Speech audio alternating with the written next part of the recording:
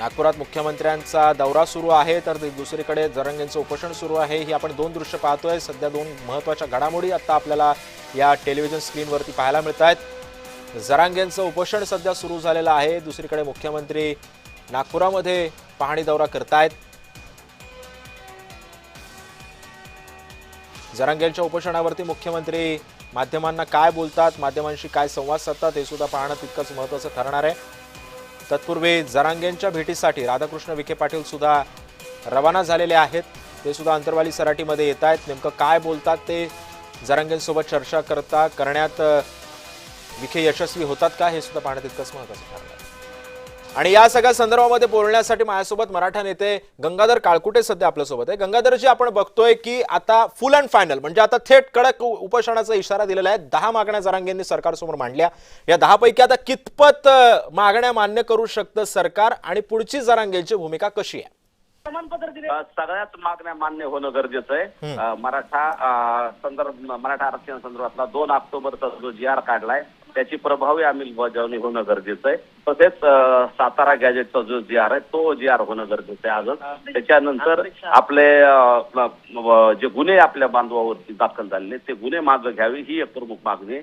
सारथीला निधी देणं असेल, अण्णासाहेब पाटील महामंडळाला निधी देणं हे 2 विषय आहेत।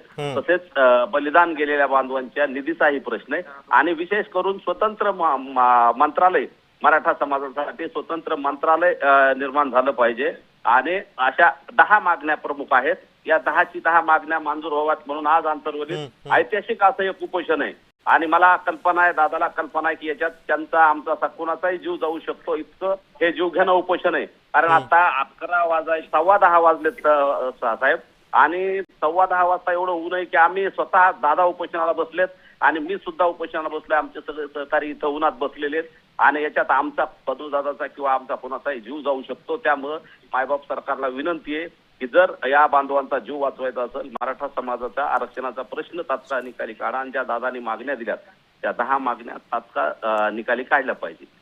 गंगाधरजी, माझ्यासोबत आता ओबीसी नेते मंगेश ससाणे सुद्धा आहेत। मंगेशजी, आपण बघतोय की जरांगेंनी अतिशय कडक उन्हामध्ये उपोषणाची हाक दिलेली आहे। आपण कसं पाहताय जरांगेंच्या उपोषणाकडे? नाही, हे दरवेळेसची नौटंकी आहे। असं काहीतरी ब्लॅकमेलिंग करायचं, वेटीस धरायचं समाजाला कुठेतरी भुलवत न्यायचं। वेगळं EWS, वेगळं SCBC 10% आरक्षण दिलेलं असताना सुद्धा ओबीसी मध्येच घुसायचंय, ओबीसी मधलंच पाहिजे, ओबीसीच्याच ताटात बसायचंय अशी भूमिका घ्यायची।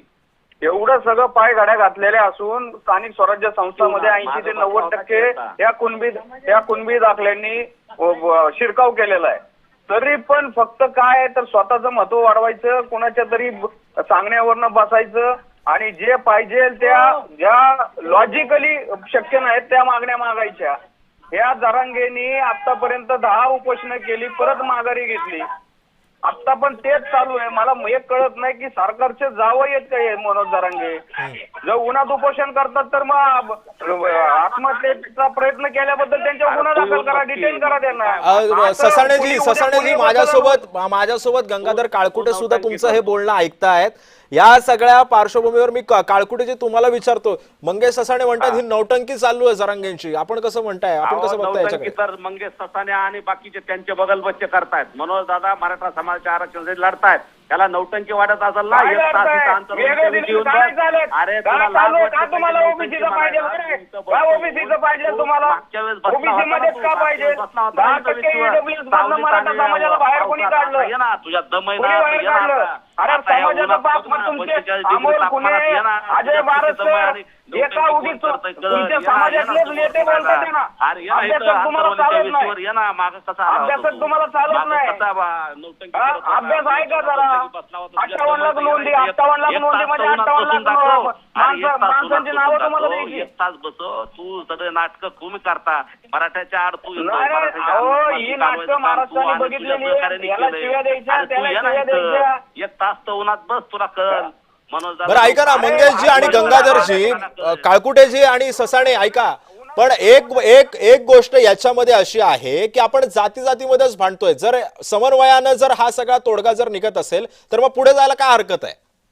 वेगळं 10% आरक्षण दिलं नाही तर यांना काय हरकत आहे? घ्यायची ते? अरे तुला काय घेणं एका समाजाला अरे मग आम्हाला काय मग तेच आम्ही म्हणतोय ना ओबीसीच्या ताटात का बसायचं तुम्हाला ओबीसीच्या ताटात का बसायचंय अरे का माती कालवायची त्याची जहागिरी नाही सांग ना. ओबीसी प्रवर्ग अरे आहे सांग ना त्याच्यात ते. 400 जाती आहेत मराठा कुणबी आहे कुणबी मराठा आहे कुणबी जाती आहे अरे मग मी तेच तुझी म्हणतोय एकटीच ना, जात नाही 450 तुझी जाती एकटीच जात ओबीसी दोन चार वळीच्या मध्ये लाईनवर वेगळे 10% आली. तुझी जी आर वर मराठा लाईन समाज आहे. घेत होता तर त्यांना बाहेर काढलं त्या पोरांचं नुकसान केलं अरे आणि कसलं तुमच्या मागण्या? आम्हाला शिकवतो तू तुझ्या समाजाचं बघ ना आम्ही कसलं तुमच्या मागण्या? दादा मराठा समाजासाठी प्रवीण गायकवाड काय चुकीचं बोलतात अजय बारसकर काय चुकीचं बोलतात आमच्यात कशाला तर नाटकं आमच्या करतो? सगळ्यांना घेऊन मध्ये- बसा मध्ये ना. कशाला बोलतो अरे मध्ये मध्ये मध्ये कशाला नाटकं बोलतो करतो? तुम्ही. लय अरे तुला पण तुम्ही नौटंकी आमचं वाटत कशाला असेल तर घेता? ये ना इथं. ओबीसीच्या अरे ये ना ताटात इथं. माती बस घालवायची ना होणार. ओबीसीचं 40-45 वरबडायचं डिग्री बस मग परत. ओबीसीचं वरबडायचं मग बोलणारच ना अरे तुम्ही तर बोलणारच आमचं ना. आरक्षण खाल्लंय वेगळं आता 10% ओबीसीच्या दिलेलं आहे. नावाखाली. म्हणा आम्हाला नको तू म्हणून. आणि तुझ्या काय बगल बच्च्यांनीच खाल्लंय मराठीचं आरक्षण तुझं तूच घालवलंय अरे त्या 50% जरांगेच्या च्या बगल वरचं होतं ते बसत्या, सुद्धा तू घालवलंय. तुम्हाला तू गुत्तेदारी कशाला हे करायची करतो? करोडो रुपये कमवायचे अरे तू नौटंकी आता करतो. आंदोलन तुला करायचं सुपारी घेऊन मंत्र्यांना बसतो. बोलवायचं तुला आणि मग सुद्धा मोठमोठे तुम्हाला ठेके घ्यायचे ते दिसायला लागलंय कोण किती प्लॉट घेतोय कोण पुण्यात करोडोच्या जमिनी घेतोय पण यासाठी बिचाऱ्या गरीब मराठा ऐका ना समाजाला ससाणेजी हा विषय कुठेतरी डायव्हर्ट होतोय आपण जरांगेंच्या उपोषणावरती आता यासाठी मी तुमची प्रतिक्रिया घेण्यासाठी मी तुम्हाला फोन लाईन वरून घेतलेला आहे मला सांगा की जरांगेंच्या मागण्या मान्य करण्यासाठी कितपत मागण्या मान्य होऊ शकतात कारण 10 मागण्या या सरसकट सरकारला मान्य करणं या तिथं थोड्याशा जड जातील परंतु जेवढ्या शक्य आहे तेवढं तर मागण्या मान्य करू शकतात की सरकार यामध्ये मी एकच म्हणतोय मागण्या जर लॉजिकल असतील तर मान्य करायला हरकत नाहीये यांचं म्हणणं आहे की प्रत्येकाला मराठवाड्यात कुणबी सर्टिफिकेट द्या दुसरी काय मागणी आहे प्रत्येकाला पडताळणी करून द्या जर 2000 चा कायदा आहे 2012 ची नियमावली आहे जर तुम्हाला जातीचं सर्टिफिकेट जर द्यायचं असेल तर त्यासाठी तुम्हाला ते पुरावे द्यावे लागतात वंशावळ द्यावी लागतील पडताळणी करून टाका वेगळं मंत्रालय करा मग प्रत्येक जातीसाठी मंत्रालय मागेल हे शक्य आहे का म्हणजे कुठेतरी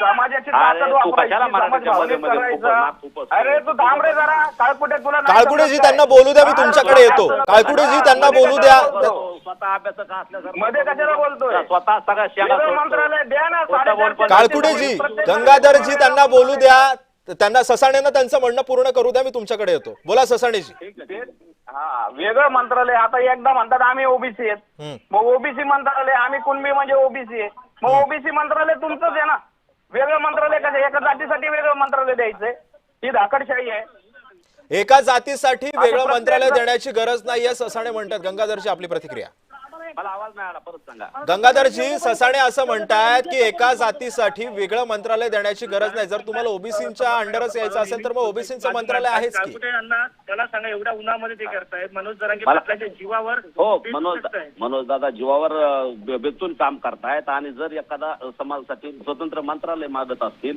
किंवा अन्य काही मराठा समाजाच्या मागण्या मागत असतील तर काही लोकांच्या पोटात दुखायची काय गरज आहे आणि मनोज दादा इथं जीव धोक्यात घालून 40-45 डिग्रीच्या तापमानामध्ये लढतायत तर इथं येऊन बसावा ना जे आता इथं आंदोलनाला प्रति आंदोलन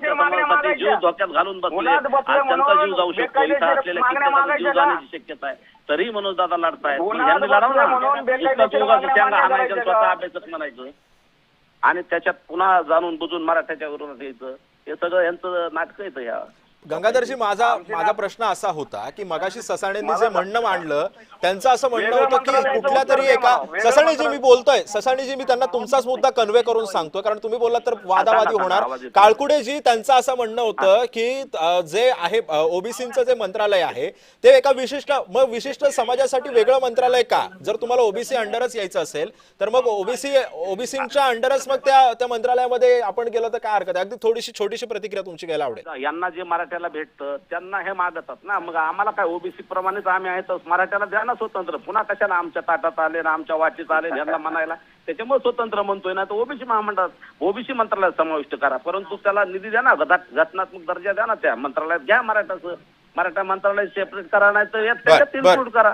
ठीक आहे. असं थोडंच आहे की ठीक ठीक येतो आहे आम्ही. मंगेशजी आणि गंगाधरजी, माझ्याकडे वेळेची मर्यादा आहे, त्यामुळे मी तुमच्या दोघांना इथेच थांबवतोय. धन्यवाद आपण दिलेल्या या सविस्तर प्रतिक्रियाबद्दल. त्यामुळे एकंदरीतच मनोज जरांगेंचं उन्हामध्ये उपोषण सध्या सुरू झालेलं आहे.